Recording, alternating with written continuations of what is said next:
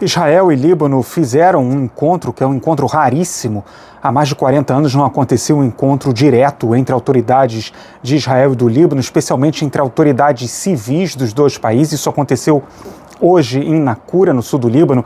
É uma cidade que fica mais ou menos 3 quilômetros ao norte da fronteira entre Líbano e Israel, portanto no sul do Líbano, e é a cidade onde se encontra o quartel-general da UNIFIL, a Força de Paz da ONU, para patrulhar justamente essa fronteira entre Líbano e Israel. Esse encontro ele é histórico realmente. O próprio primeiro-ministro Benjamin Netanyahu disse que enviaria um representante israelense com o objetivo, inclusive, de ter conversas sobre questões políticas e econômicas, mas é preciso ter calma em relação a essa análise, até porque o Líbano nega que isso possa acontecer. Mas, do ponto de vista histórico, é importante deixar claro, havia um representante israelense, Uzi Raznik, do Conselho de Segurança Nacional, e também um representante da sociedade civil libanesa, o ex-embaixador do Líbano nos Estados Unidos, Simon Karam. Isso sim é muito importante.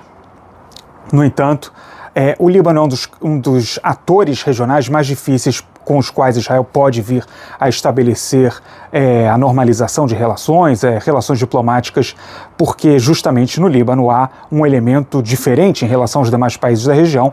Há o Hezbollah, a milícia xiita libanesa, que sempre teve muita força do ponto de vista militar e político, mais do ponto de vista militar antes que o Hezbollah começou a disparar contra Israel no dia seguinte aos ataques do Hamas, 7 de outubro de 2023, em solidariedade ao Hamas.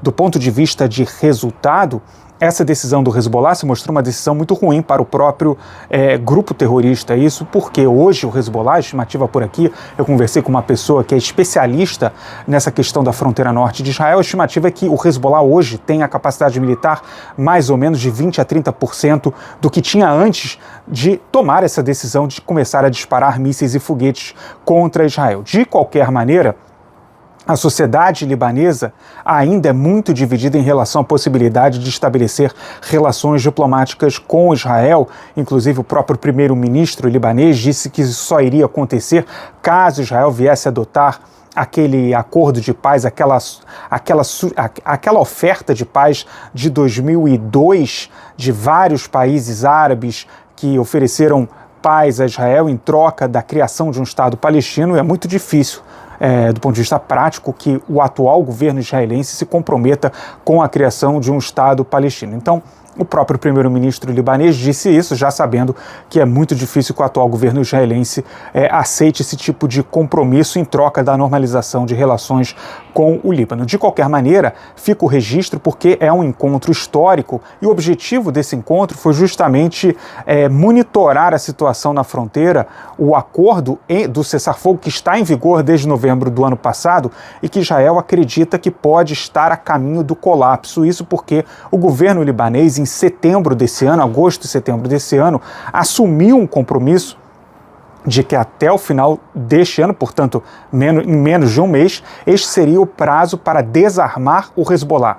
O exército libanês deveria desarmar o Hezbollah. Isso não aconteceu. Israel, inclusive, acredita que há duas teses aqui em Israel. Ou que não há vontade por parte do governo libanês em realizar esse desarmamento, e dois, que não há capacidade do próprio exército libanês, as forças regulares libanesas, de conseguir desarmar o Hezbollah. Seja como for, a situação, a arquitetura regional, ela mudou completamente e é muito pouco provável que Israel aceite uma situação de 120 a 150 mil mísseis apontados do Líbano para o território israelense, que era exatamente a situação que existia antes do início dessa guerra, antes que o Hezbollah começasse a disparar contra Israel. Mas fica o registro desse encontro, um encontro histórico. É importante lembrar também que em 2022, de forma indireta, ao contrário do que aconteceu no dia de hoje, Israel e o Líbano, por meio da mediação norte-americana, conseguiram chegar a um acordo sobre a fronteira marítima entre os dois países. E por que isso foi tão importante?